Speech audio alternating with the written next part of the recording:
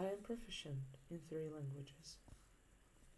I've written analytical articles for the Czech Parliament and managed strategic projects as vice president of an international NGO.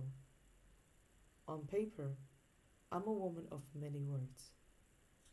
But for most of my life, I was a stranger to the most important language of all, my own truth. And it started with a contradiction I never learned to resolve. I grew up in a small village in Slovakia. By choice, I went to music school, learned guitar, singing, and the language of music. But outside that classroom, I learned something else. Don't be so loud. Don't be so emotional. Don't take up too much space. And yet, at the exact same time, I was told, excel, perform, be in the spotlight. How do you become extraordinary while staying invisible? I learned early, you become excellent at being just enough. You perform for approval, you achieve for permission. I moved to Prague to study international relations, then Munich for my first exchange. Internships at government ministries, 3 master's degrees at once. And in between, minimum wage jobs, waitressing, cleaning. I was literally serving people, cleaning up their messes, bringing them what they needed, while completely ignoring my own. Every city I went to looked different on the map, but emotionally, same pattern. Achieve more, speak less, neglect myself. I was paying for a ride I didn't even want anymore. Summer 2024. I was sitting on a bus in Prague after a painful breakup.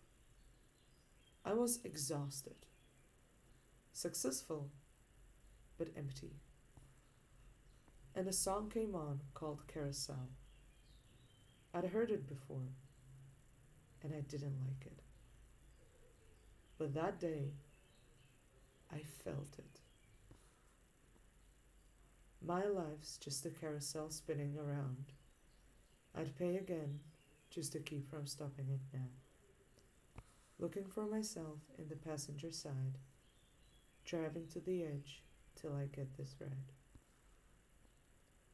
That was my life.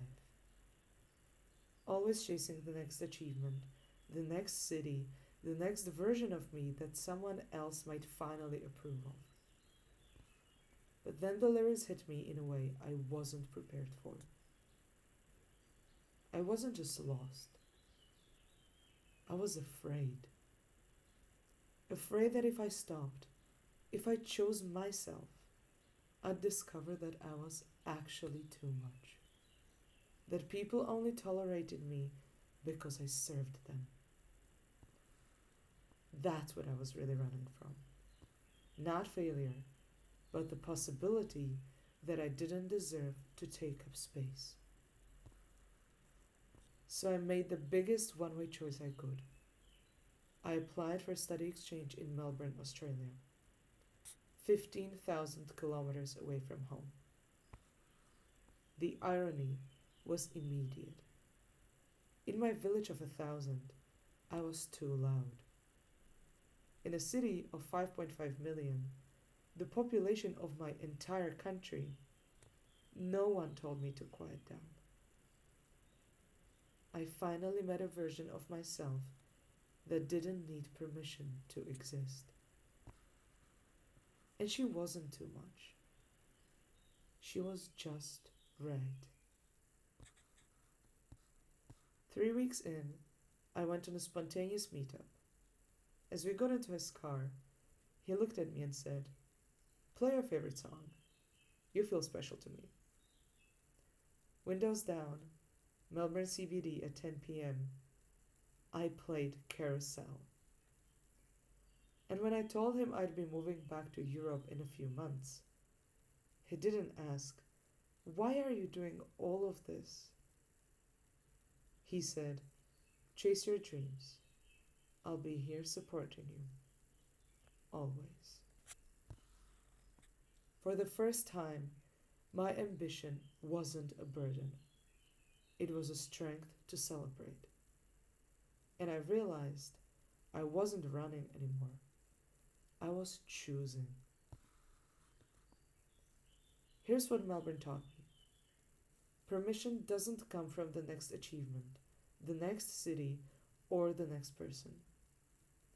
Permission comes from stopping the carousel and choosing yourself.